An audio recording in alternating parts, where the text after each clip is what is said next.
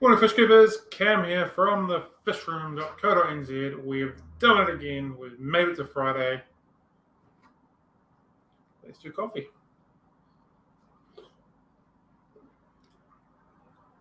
Not terrible, not amazing, but it'll absolutely do. Alright, so it's just me and you this week. John has got a few family commitments that he has to deal with, so it's just us. So I don't have too much stuff in my little book today, although for a change I'm really prepared and I managed to write my stuff down last night and not this morning. Good morning, Cameron. How are you doing, buddy? Hey, Brian. Hi, Silver Creek. Hope everyone's well and dandy. So, first of all, I want to talk about this again. This is not the main topic of today's conversation. It's just something that's with me at the moment. So, I've been using the Sera XXL Catfish for a little while. I quite like it. It goes very much against what I would normally go with as far as the best quality ingredients go for a fish. So what I'm umming and ahhing with this is, do I do a review video, write a blog about it, put my thoughts on it? Obviously, it'd be fairly brutally honest, which I think is more important than anything. I've opened a second container now, so that's kind of telling something. So I'm just a little bit unsure of what to do with it or not. I'm enjoying feeding it. I'm liking feeding it. And I'm a little bit on the fence when it comes to the ingredients in it. So just sort of sitting there on the side. So I'm not quite sure. So I guess I'm looking for a little bit of guidance from everybody. Do you want a wee review on that particular product? Probably a video review and maybe even a written review as well, or like a blog type thing? Or are we not too worried about it? For me, because I've opened a second container, it tells me I'm really liking it, and I'm just a little bit iffy on the products, the ingredients in it. So we'll see how we go with that. So just curious to know if you guys would be interested in reading and or watching or listening to a review on that particular product. So so we've had some people say a video review already. So I'll write that down, possible. Right, so some of you may or may not have noticed that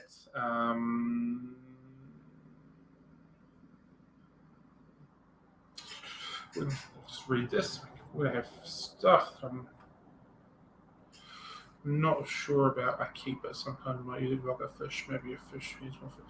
Yeah, and that's a fair call. The first thing for me is that it's absolutely devoured by all the fish that I've been feeding. I'm absolutely hammering it, so it's not like it's just sitting around not being eaten. It's really, really being chomped back quite nicely. It's just the ingredients list on it's a little bit iffy for me, which is why I'm kind of on the fence about doing anything with it. But we'll see how we go. I'm not doing any sort of scientific tests on whether it's growing a particular species faster than anything else. I'm putting it in the evening, wake up in the morning, there's absolutely none left. I'll come in the morning, there's none left. I fed some this morning as I was speaking to Cam from the aquarium project, and he was saying it makes quite a bit of a mess. I hadn't noticed that because I feed it at night, walk out the door sort of thing. And he feeds African cichlids with it, which we don't really carry. So I'm feeding plecos, cories, and that kind of stuff, and guppies with it. So I never really noticed the messiness. Had a little feed of it this morning. Well, I didn't have a feed of it this morning. Put some in this morning, and I did notice a little bit of deterioration and breaking up, but that was with the corridors, and they were still just shuffling through all the substrate anyway, going crazy with it. So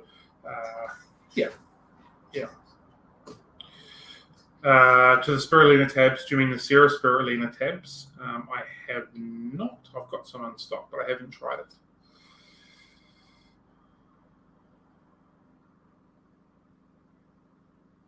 Yeah, and that's a fair call as well.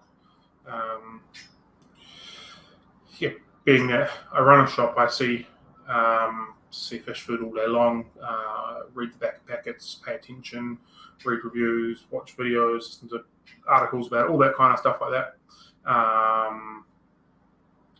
And then I sort of take them off the shelf and stuff and try them as well. And part of that is obviously people come in, what food do you recommend? What have you been using, etc., etc. So I've tried these. I didn't like them. The fish didn't like them. I've tried these. They go crazy. And Brian makes a really good point that, like the insect food, for example, I absolutely love the Sera insect food. I think it is up there with one of the best pre-prepared crumble foods on the New Zealand market without any argument whatsoever. I absolutely love it. The shot fish get it. The backroom hatchery fish get it. It's brilliant.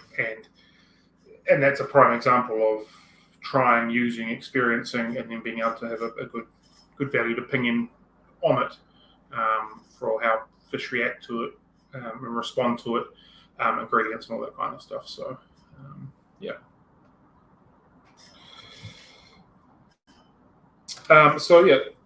You may or may not have noticed over the last week and a half or so, we've been putting out a little bit more content. So this year, I've basically decided it's going to be a moving year for us, and I don't mean that by moving buildings again, because we're staying put, more in the sense of we're going to be trying to push to move the needle a little bit more.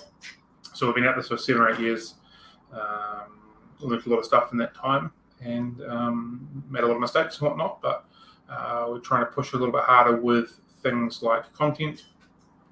So yesterday we released a blog to go with a video, profile video we did on platies, because I'm absolutely loving platies at the moment, and we released a short video on YouTube as well.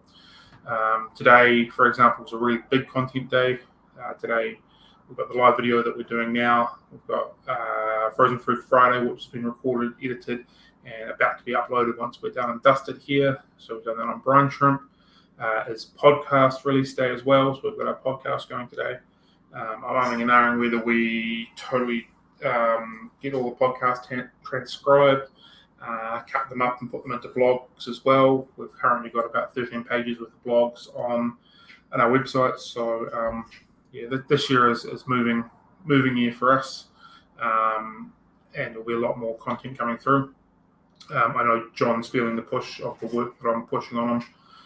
So the plan is hopefully push really hard for these 6 months or so. Content starts going really well. Everything kind of starts snowballing. Gives me the opportunity to hire somebody else in the shop for a bit more time. Then John and I can put some more time and effort into producing more content. So it's actually, for a change, I don't have it on my folder. I've got it in a digital format. So I've got a list of people that I'm trying to get as guests on this Finatics Coffee Date. So again, if there's anybody people want to speak to, please let me know. I'm more than happy to ask that question. I've got a list of video topics. I've got a list of blog ideas. I've got a list of profiles for both fish and plants. So the content creation is being built quite significantly in the background. So we're going to be pushing pretty hard to get a lot of that work done. Like I said, this year's is moving year for us. So I've set some pretty large goals in the background for all the stuff. Potentially untouchable, but I think if I work hard enough, there should be room to hit these targets. So we'll see how we go. So again, most of the stuff, pretty much all the stuff we do, is to work out what, to help everybody in the hobby and the industry and stuff like that. So if there's topics you want spoken about, if anything you want to read about, watch, all that kind of stuff, please let us know. Lots of people to talk to. I'm more than happy to try and accommodate that. No issues whatsoever. So there's a couple of things we can cross off. So this week itself has been a little bit good and a little bit bad. So as far as the good stuff goes, I've finally caught up behind SAE, Flying Fox. So good stuff goes, I've finally caught up from everything from the Christmas New Year break. We are flying like normal. Managed to tidy the shop, managed to tidy the hatchery. Everything is clean, everything's where it should be, which it hasn't been for the last couple of weeks because it's just been a frantic mess. So that is a real positive. I feel like we're a business as per usual basically now next week, which is great. And I'm pretty sure I said that last week, but it's definitely there now compared to what it was last week. So that's all positive things. As far as technology goes, this week has been just been terrible for me. So as the legend goes, I came in on Monday, opened up my laptop, went to click on Facebook to get work started, basically, and I had to log in. Every now and then, Facebook logs you out.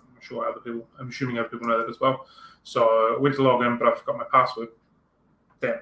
So I went to my email address, which I set up my Facebook on, which was prior to my adult brain being engaged. So it's a bit of a ridiculous email, and I only use it because it's basically connected to Facebook, and I forgot my password for that as well. So it's not a good start to a Monday.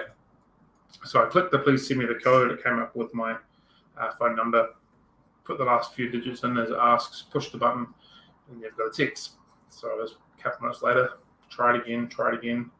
I'm still waiting for that text from Monday morning. So that has been very frustrating. I have not been able to get onto Facebook on my laptop, which is where I do 99% of all my work. So I was still able to get on Facebook on my phone. That was fine. So I was still able to work. I was still able to use Messenger, which is obviously a significant communication tool.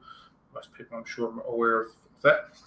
So I haven't been able to get properly onto all of our Messenger on the fish room page. I can reply and I can start them, all that kind of stuff, but I can't send photos or videos of anything. So people that are waiting for them, I can't do anything about that. I'm sorry. So that was fine. Tuesday was as per, couldn't do anything with it. Wednesday, I came in and my phone wasn't working. So, okay, well, maybe Facebook's decided to be weird, or I've uploaded a few videos saying it's not quite working here, reset the phone, turn it on and off again, and it's decided it won't connect to the internet that's here. So that's been a real pain. So I've been on data on my cell phone since Wednesday. So couldn't remember the password for that. Emailed the person that set up the internet here, which is meant to be a temporary thing because we don't have proper Wi-Fi here because Chorus hasn't installed a box. But she's on annual leave still, so I couldn't get that confirmation sent to me, which was a bit of a pain. So Facebook on my laptop's not working. Can't get through to the into my emails. Haven't got the text sent to me to get into my emails, and now my phone isn't working on the Wi-Fi at the shop. And just for fun, last night I dropped my phone, and now this is what I've got. So this is pretty much impossible to use now. It's a good time. So it's been a really, really fun week, the technology stuff. I've had this particular phone for nearly 6 years now. It hasn't charged properly for about the last 3 years, but I've made it work. I hate buying new phones. I think they're an absolute waste of money. I think they sucker us into spending far too much for what they actually are. And so I try and get as much money out of any purchase I make on a cell phone for as long as absolutely possible. Clearly, this one is not going to work anymore. So the absolute frustrating part of that is I don't think I'm actually ready to let go of my phone because I wanted to get a few years out of it because I'm that cheap. But also, like I said, we're having a bit of a push for doing content and doing videos and stuff like that. I can't do anything on it at the moment. So there's a bit of a double-edged sword for me. Everything's technology-wise has been a real pain, but it's kind of going to halt the progress a little bit when it comes to that. So, yeah, that's where my week's been. I hope yours has been a little bit better than what mine has been. Where's that? Yeah, and then just to top my week off, last night I poured very, very stinky green water all over myself and all over the floor. Not only did I stink for several hours because it just is rancid, the floor out there in the hatchery still stinks like it as well. So it's been a good time. It's been a very mixed week. So on the positive side out there, we've set up some more tubs. I took a couple of the small plastic ones out and then put a couple different plastic ones in. So we've got 10 tubs of plants now growing out in the back. So I put an extra few species into these as well. So I realised that the Hieras and the Zealandia weren't growing quite to their potential. So I've changed the way that we were growing them. They were definitely growing, but not quite in the same way as what I was wanting them to grow. So I've taken them out and put them in a slightly different media, see if that makes any difference. The imbuli we were growing just goes good for about 2 weeks, just rots. So tried a different method for that as well. Got some dwarf sage in.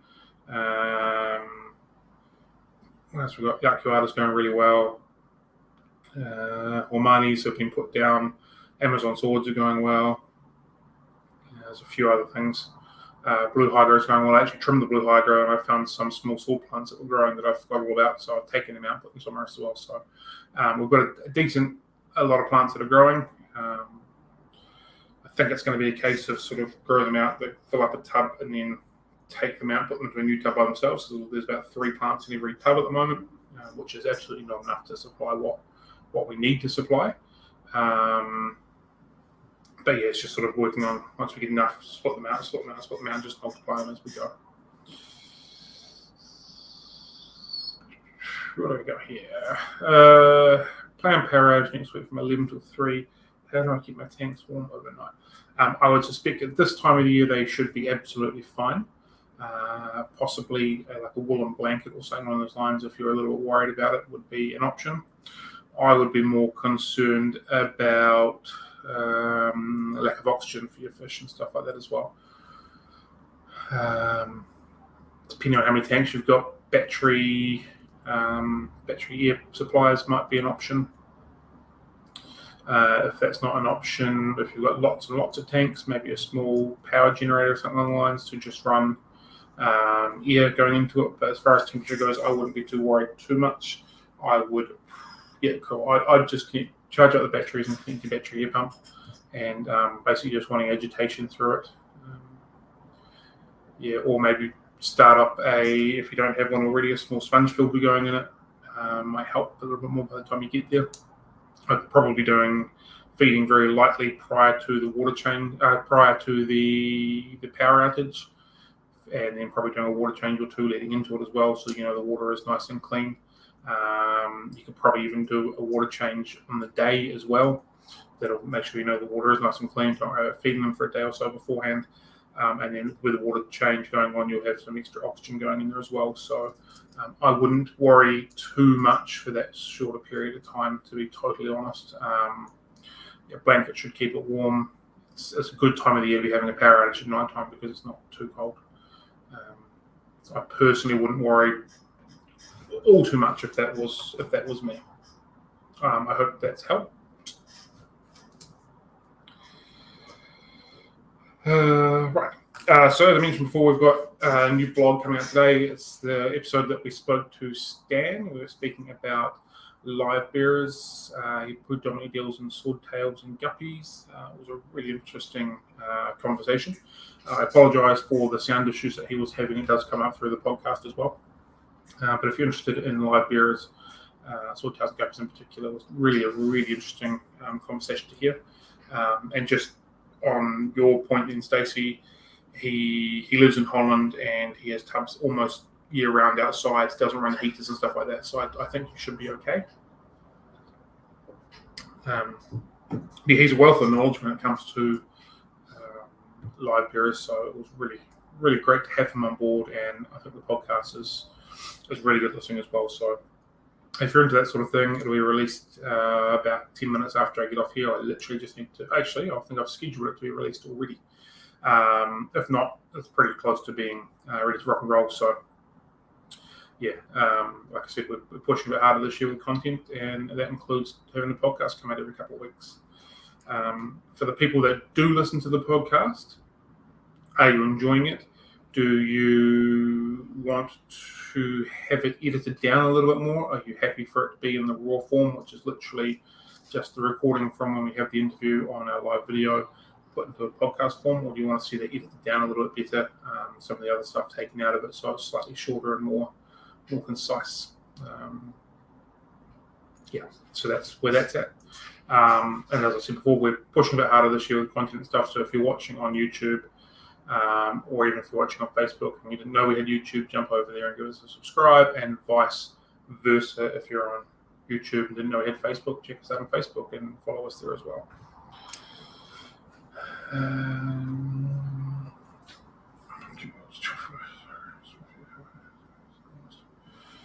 Yeah, I honestly, I think you'll be okay. I really do.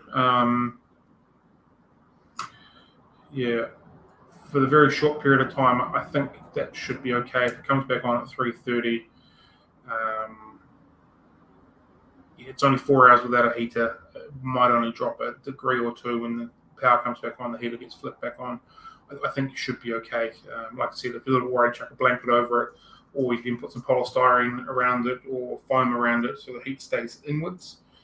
But I think you should be okay.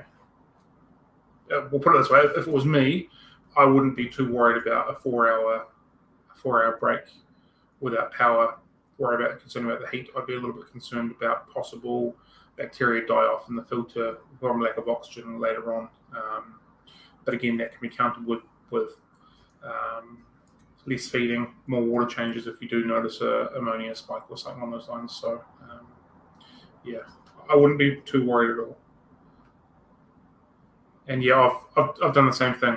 In fact, there's a couple of tanks out here that I realised this morning I've got a heater unplugged on. Granted, the room's quite warm, but yeah, I think you should be okay, Stacey. I wouldn't worry too much about it. I think everything will be under control. Thank you for both of you saying you're enjoying the extra content. It's fantastic.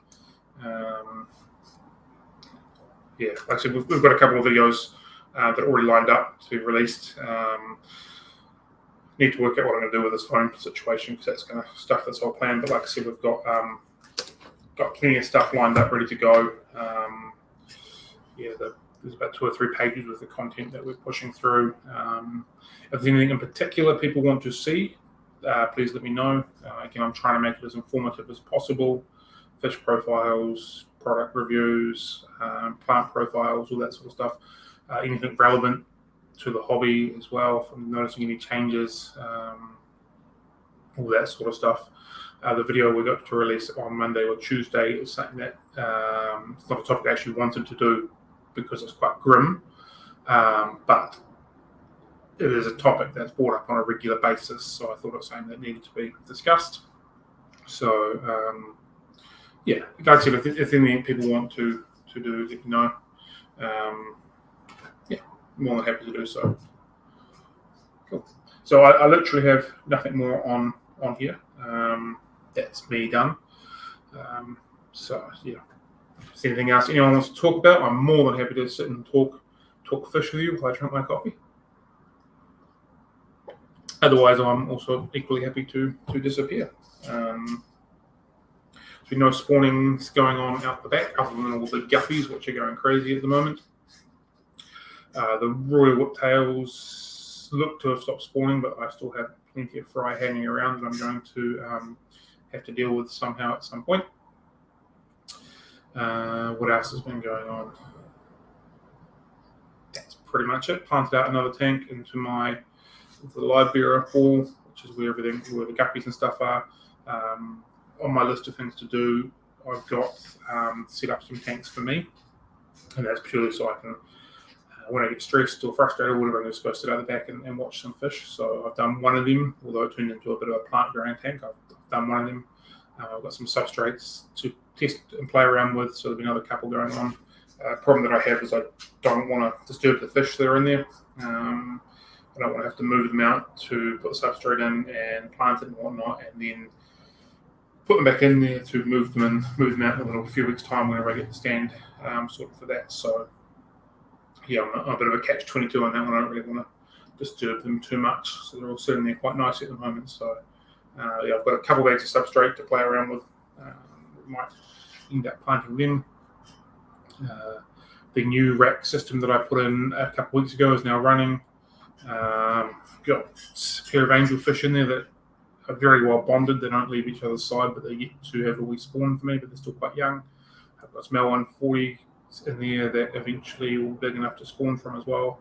Tank under that, I've got some really nice guppies that I'm still a bit small to be producing, but they're stunning and they will look really good as they come through.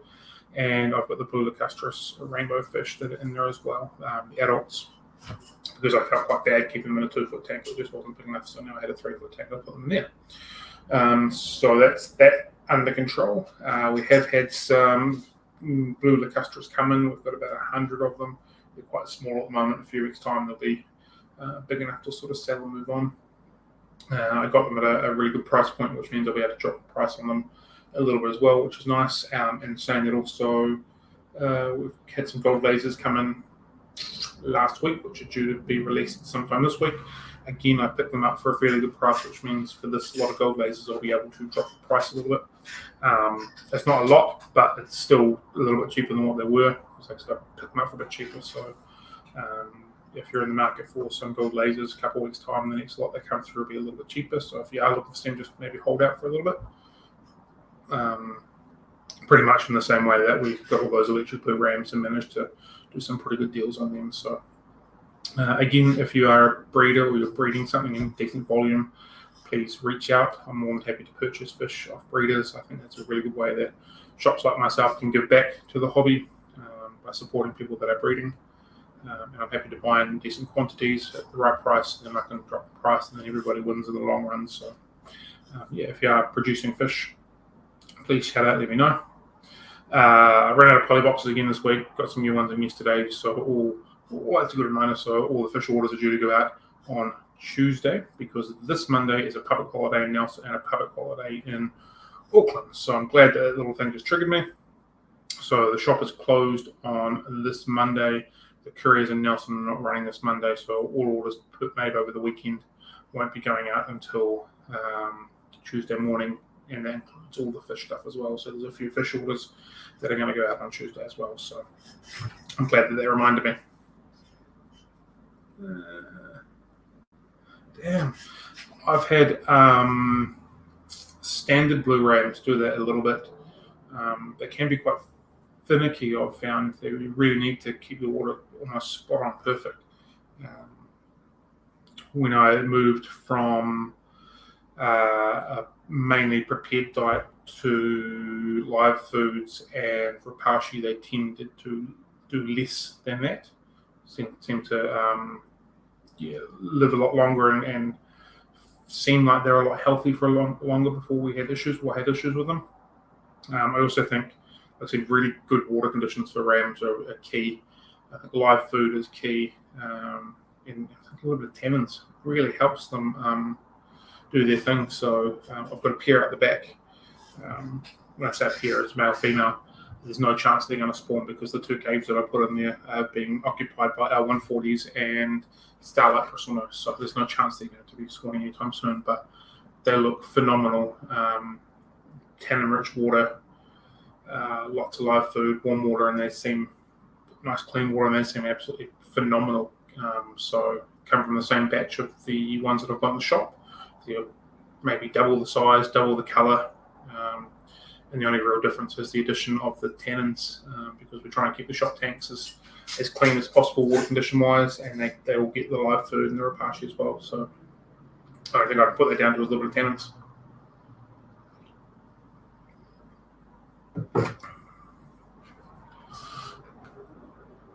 Bolivian rams are neat. I don't really like the face of them. I think it's a little bit squash, but for how hardy they are, I think they're phenomenal fish. Like if you're just getting into dwarf cichlids or rams, I think Bolivians are a fantastic option because they're just a little bit significantly hardier than like German rams and electric blues and golden rams as well. They give you a really nice little colour when they're matured up as well, and they're just significantly hardier. So, just a little bit uglier, but I think win some, you lose some when it comes to that. But, that's just my thoughts on Bolivian rams.